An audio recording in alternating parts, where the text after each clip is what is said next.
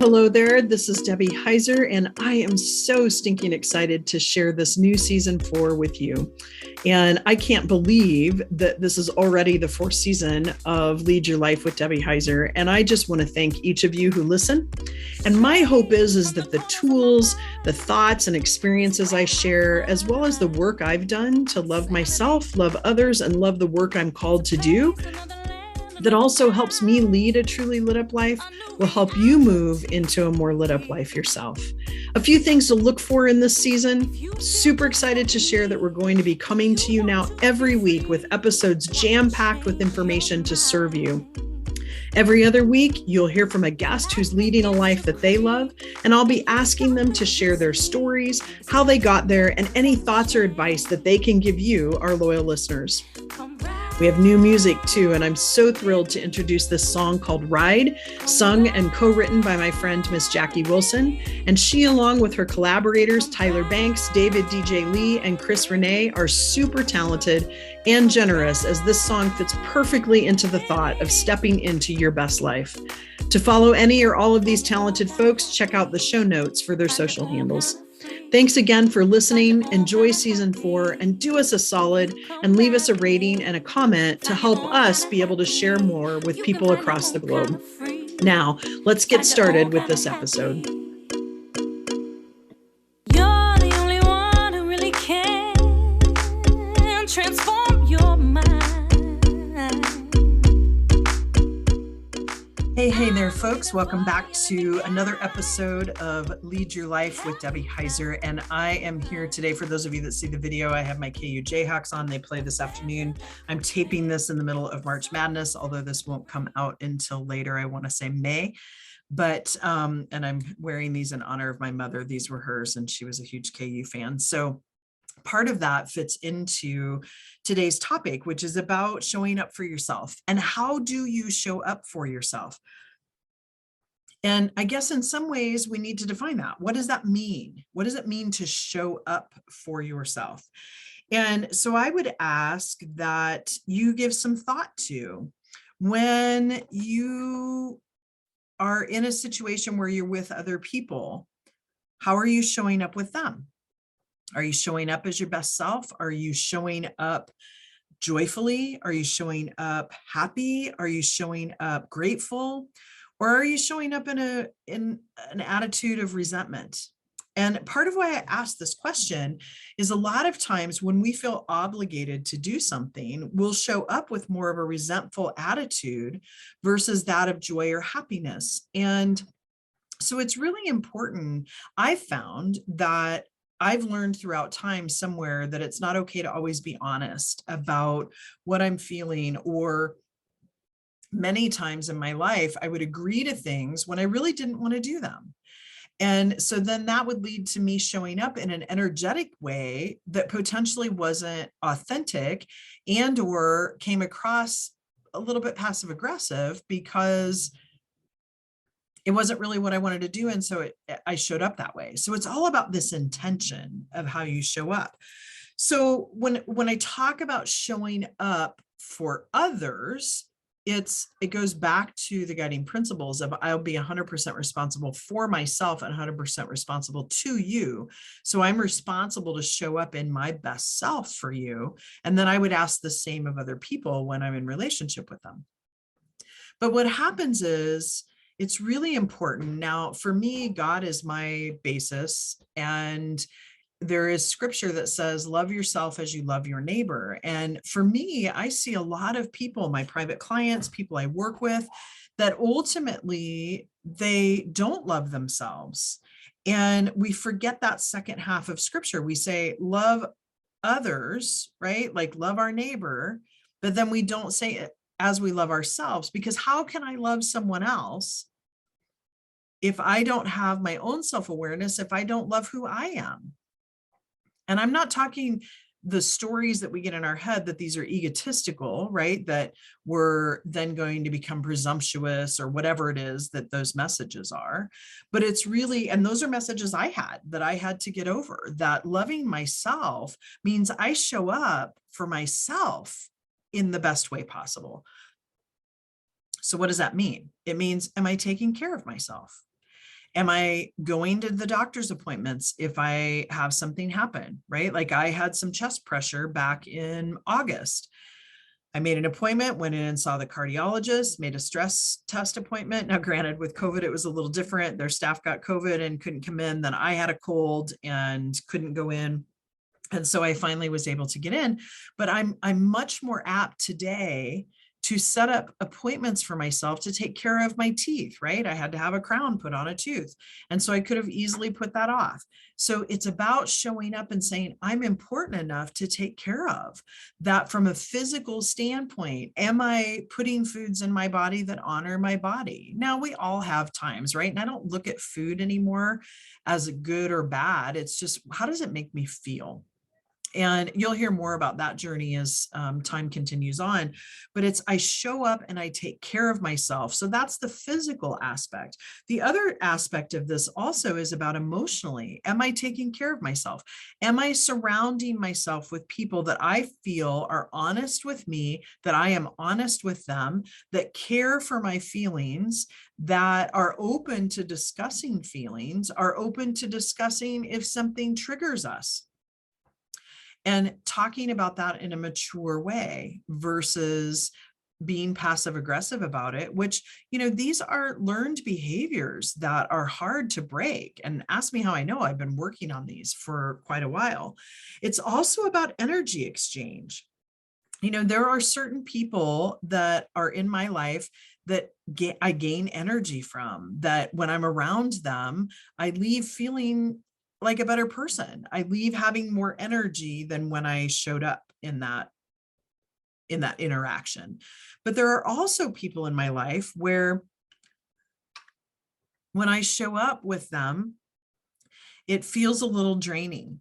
And sometimes that can be like, I love to listen to people and I'm really curious about people in their life. And so I love to listen. So please don't get me wrong when I say this, but sometimes if you show up over and over and over again for a relationship and it feels like the only time someone calls you or contacts you is when they want something, or you show up in that relationship and you're listening to them, but they never ask about you, that in and of itself too can be, for me, exhausting after an extended period of time. So am I surrounding myself with people that we both lift each other up? And there are times, right? Like when I went through my divorce, my tribe listened to me and they listened to me and listened to me. But then it's reciprocated. Now, I'm also not someone that says, okay, I'm going to do something for someone and expect something in return. That's not what I'm talking about. But the people closest to me are those people that help me manage my energy exchange. I am an extrovert. I am someone that I love to go hang out at our local coffee shop and do creative work because I am feeding on the actual physical energy of people being around me. I also know there are times in my life, like I have an event coming up in just a week or so from when you're going to hear this.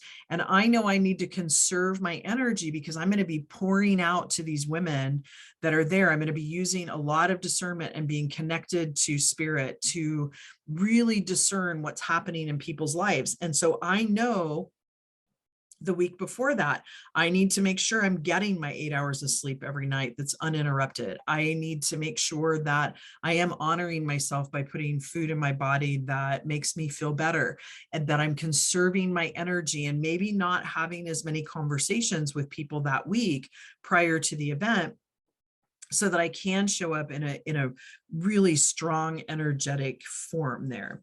Now, the other piece when it comes to energy that I also ask people is, how do you conserve energy?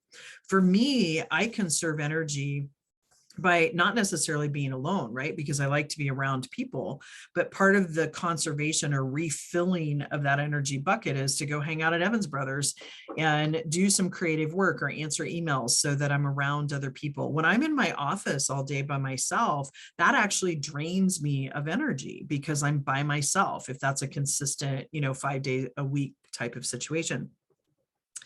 And for me, what energizes me is to get out in nature. And I love to hike. I love to snowshoe. I love to downhill ski. And so like during the winter, I'm feeling rejuvenated a lot because I'm skiing a lot. And so part of it's that physical piece for me. And then I also feel very energized when I take the time to meditate, when I take the time to pray and really touch into spirit. And so I would ask you to think about what are ways that you feel energized and what fills your bucket. Now, I wish I could claim this. I actually stole this from Rachel Hollis, and whether you like her or don't, there are things about everyone, and probably including myself, that you take what you like and you leave the rest.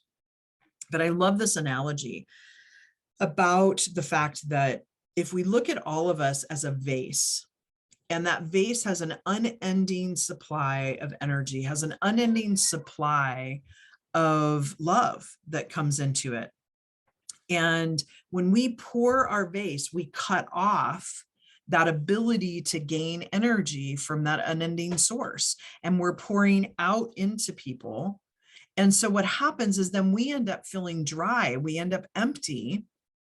And we flip our vase back up because we're pouring out, it becomes resentful versus we're standing really tall and everyone gets our overflow instead of me pouring out into them. So when you're getting my overflow, that's energetically going to feel a lot different than me pouring out and feeling resentful.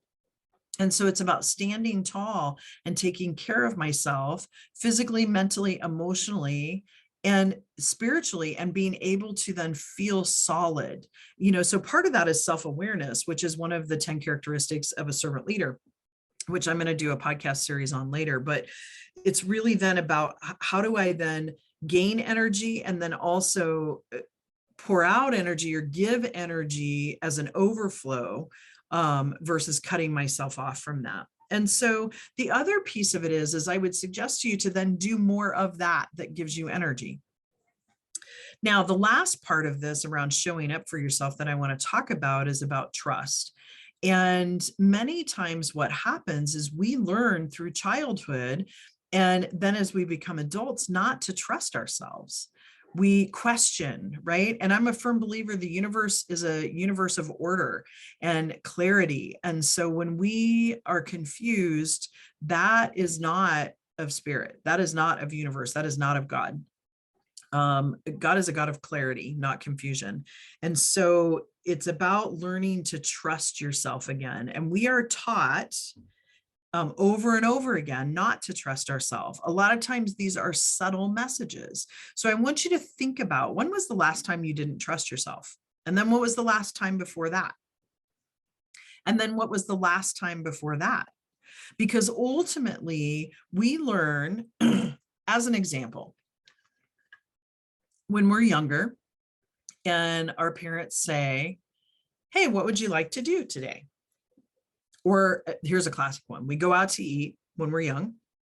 Our parents say, what would you like to eat? And we say, we want the, excuse me, cheese quesadilla. Well, then the parent comes back and says, are you sure? That's a really subtle way of then telling the young child not to trust themselves, not to trust their decision-making, because we're saying, are you sure you want that? Now, as a parent, our intention is to say, you're sure you want that, because there's probably been many times we've gone out to eat, the person ordered something. And as a child, I know I did this, I'd order something and either A, I couldn't eat it all, or B, then I got there and it was like, I don't want this, right? So I get where some of that comes from, but that's a message that then teaches us not to trust ourselves. Anytime we go to do that, or notoriously, there's some people that I know that are in my life that I'll say, hey, I'd like to go do this. And they'd be like, well, let's go do this instead. Right. Again, it's saying to me, I don't trust your decision-making skills. At work, we do this with people. Raising children, teaching people, whatever's in that, right? So I know as a coach, I ask questions of people to get them to uncover their own teacher versus me saying, are you sure that's really what you want?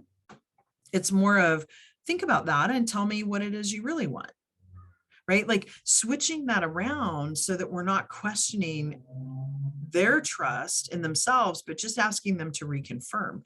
So anyway, the point being is that this can be really subtle.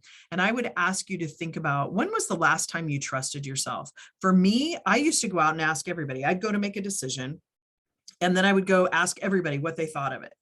Well, that's a sure tell sign that I don't trust myself. Now, don't get me wrong. I have my board of directors, those people that I trust, that if I'm mapping out something or I'm thinking about doing something different, I'll go and say, here's what I'm deciding to do. Poke holes in it, or tell me what you think about this. Do you see anything that I'm missing? But I'm very specific about what I'm looking for in that situation. And I might be saying, I just need some affirmation, because I'm a little nervous about this. But anymore, 9 times out of 10, I make the decision and I go forward, and I don't ask 18 people now to affirm me before I go do it. And again, that's a trust. That's the law of 100% accountability, that I'm accountable for my own decisions, not anyone else.